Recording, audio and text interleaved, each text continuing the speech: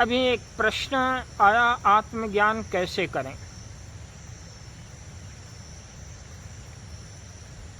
ये समस्त दर्शन, समस्त संप्रदाय और समस्त मानव जाति का सबसे उत्कृष्ट प्रश्न है।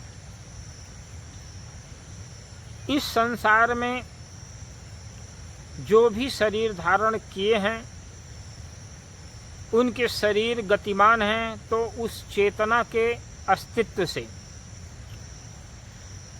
परंतु उस चेतना के विषय में बहुत कम लोग ही जानने की जिज्ञासा रखते हैं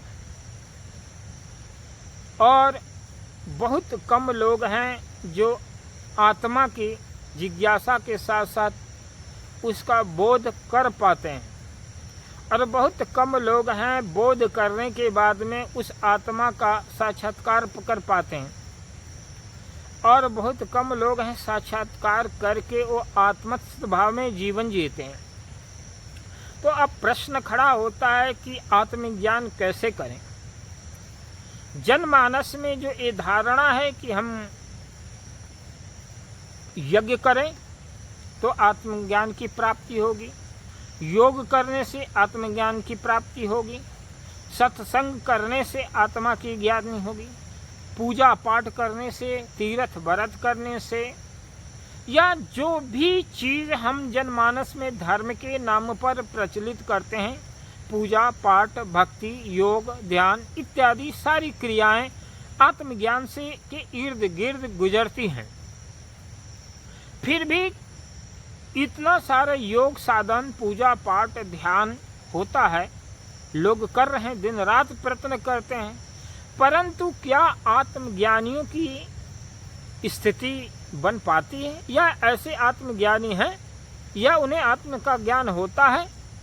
तो ये कसौटी है कि आत्मज्ञान करने के लिए किसी पूजा पाठ, नाम जप, योग इत्यादि की कोई भी जरूरत नहीं होती। तो अब प्रश्न खड़ा होता है कि आत्मज्ञान होता कैसे।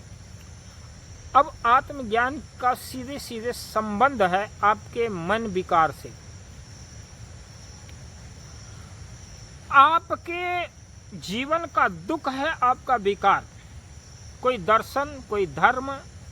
अगर आप किसी का हेल्प कर रहे हैं, सहायता कर रहे हैं, रोगी को सेवा कर रहे हैं, बुजुर्ग की सेवा कर रहे हैं, माता पिता की सेवा, ये आपके कर्तव्य हैं। इन कर्तव्यों का पालन करने से आत्मज्ञान का कोई संबंध नहीं है। आप दान कर रहे हैं, यज्ञ कर रहे हैं, पूजा कर रहे हैं, पाठ कर रहे हैं, भक्ति कर रहे हैं, इसका भी संबंध आत्मज्ञान से नहीं है। ये बात सुनने में बहुत अटपटी सी है। अब यहाँ पर आप धर्म के नाम पर, अध्यात्म के नाम पर चाहे कितना भी कष्टकर साधना कीजिए, चाहे योग कीजिए, ध्यान कीजिए, पूजा कीजिए, पाठ कीजिए, आत्मज्ञान का संबंध इसका इसलिए नहीं है। इसका संबंध सिर्फ आपके मन और आपके मन के अंदर विकारों से। आपके मन के अंदर या चित्त के अंदर, अंतःकरण के अंदर जो संस्कार भरे हैं, चाहे वो धर्म के संस्कार हों, चाहे अधर्म के संस्कार हों, अगर आप धर्म के कर्म कर रहे हैं, शुभ कर्म कर रहे हैं, तो उस शुभ कर्म करने के लिए भी आपको जीवन धारण करना पड़ेगा। और यदि आप बुरे कर्म कर रहे हैं तो उस कर्म को भोगने के लिए भी शरीर धारण करना पड़ेगा। अर्थात आप पाप करिए चाहे पुण्य करिए, दोनों संबंधों में आपके शरीर बंधन बने ही हैं।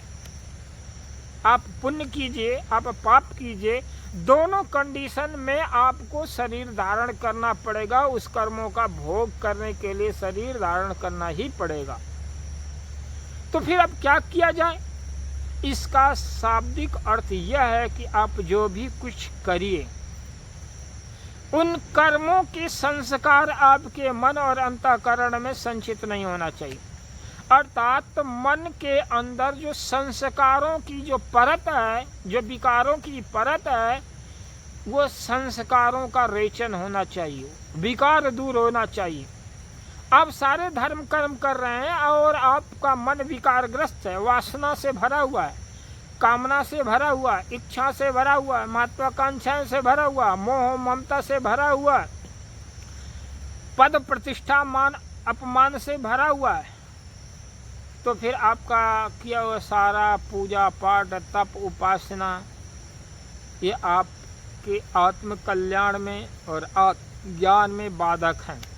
तो इसका सीधे साफ सूत्र है, आप जो भी कुछ कीजिए, पूजा कीजिए, पाठ कीजिए, योग कीजिए, ध्यान कीजिए, परंतु आपके अंतःकरण के संस्कारों का रेचन होना चाहिए, संस्कारों की उदेड़ना होनी चाहिए, आपके चित्त और मन के अंदर संस्कार खत्म होना चाहिए। और यदि आपके चित्त और मन के अंदर संस्कार विलीन होते हैं, संस्कारों का रेचन होते हैं और चित्त शुद्ध होता है, अंतःकरण निर्मल होता है, उस कंडीशन में आत्मज्ञान की संभावना बढ़ जाती है और आपको आत्मज्ञान हो सकता है।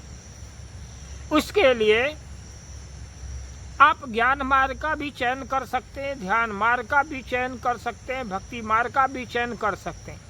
ये आपके ऊपर निर्भर करता है। आप कुछ भी कीजिए, लेकिन आपके चित्त और मन अंतःकरण के अंदर किसी भी प्रकार के कर्म संस्कार संचित नहीं होनी चाहिए।